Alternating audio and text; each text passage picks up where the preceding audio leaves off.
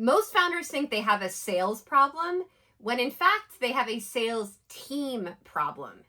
This is how I built a sales team that predictably, consistently closed. First of all, I didn't hire salespeople. I built them from the ground up.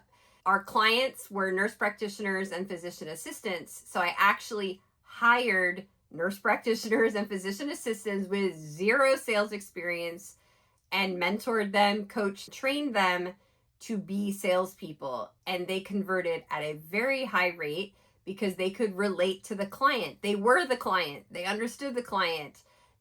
They had great empathy for the client. And for that reason, they did extremely well, even though they had absolutely no past selling experience.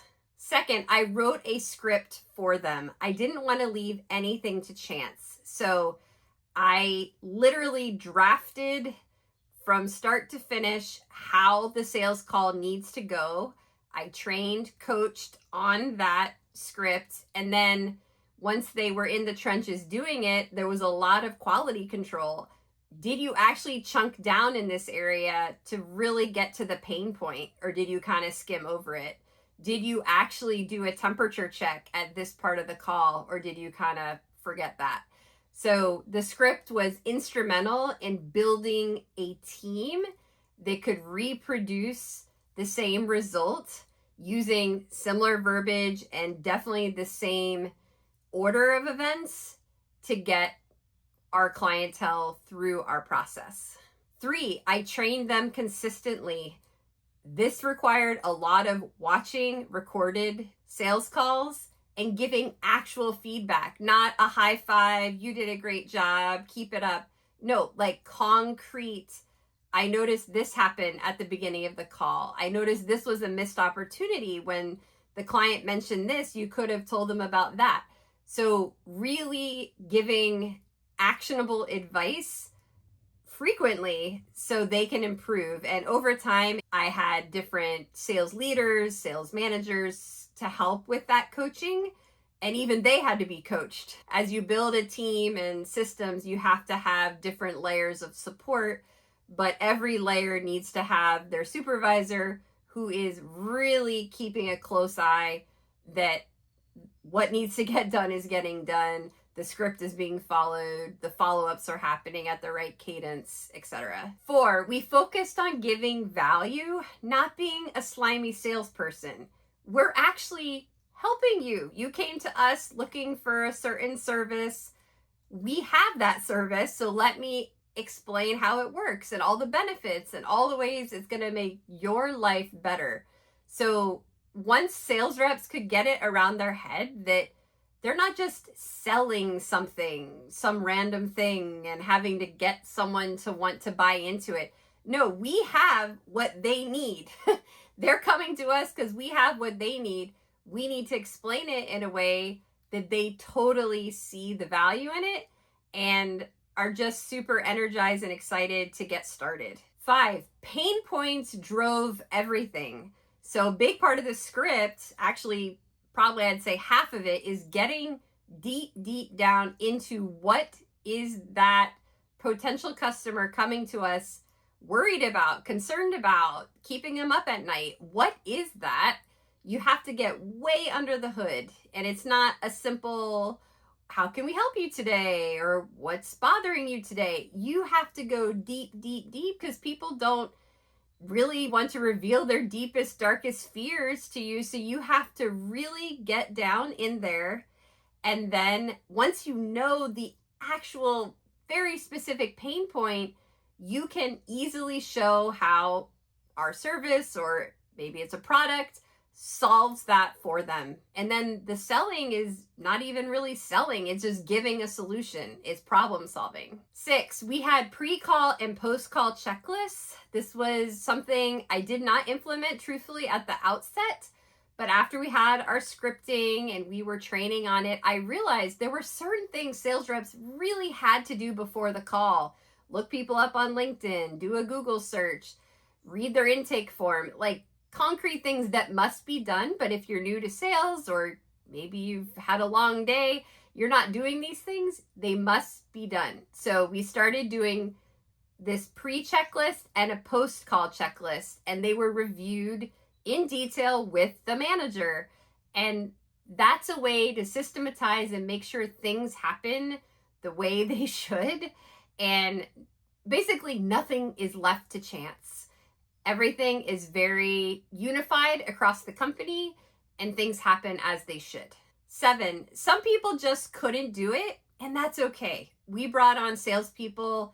They wanted to be salespeople. They were very excited about this idea of working from home, setting their own schedule, making good money, but they just didn't have what it took. You have to be very bright to do sales. You have to be thinking 10 steps ahead. You have to guide your customer in the right way. You have to get people to open up to you, be relatable. And some people just don't have those skills, and that's fine. So you have to be honest with yourself if you're in that situation, or if you're the manager. Hey, I see you're trying. I see you want this. It's just not working out. And honestly, you're holding them back from doing something they'd be better suited to do. That's how I always thought of it. If I keep them in the sales role where they're the bottom performer, they're really not getting it, they're not clicking with customers, me setting them free will give them an opportunity to find that career path is better for them. 8, I always hired for hunger, not experience. If you came to me and said, I am ready to blow this up, I'm going to get on the phone, get on the Zoom, I'm going to share to the whole world this fabulous service that you're offering, just give me a chance. I'm going to shout it from the rooftops. That person, I am going to take a chance on them. If they're energized, they're the cheerleader type, they're just dying to get in there and make it happen, they have my full support to at least have a shot at it.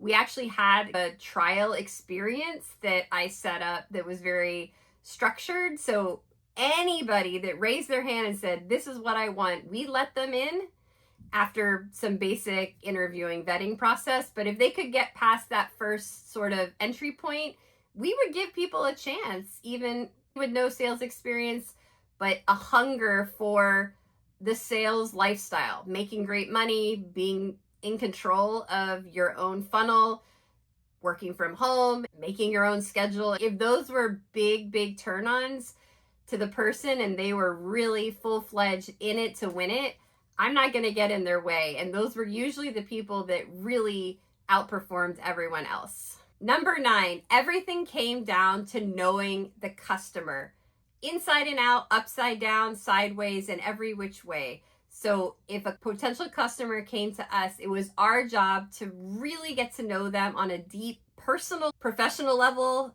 and get to those pain points and really understand what they need. And if what we had to offer fit it, then really educate them on that and help them get really from point A to point Z. That's how I explained it often to our newer sales reps. You're a guide on this person's journey, and you're going to meet them where they are at the very start, and you're going to go many miles, many paths, winding paths, and get them to the end point if it's right for them. So it's really important to always keep in mind sales boils down to knowing that individual customer client right in front of you. Number 10, sales reps should spend 80% or more of their day selling, not on admin, not in meetings.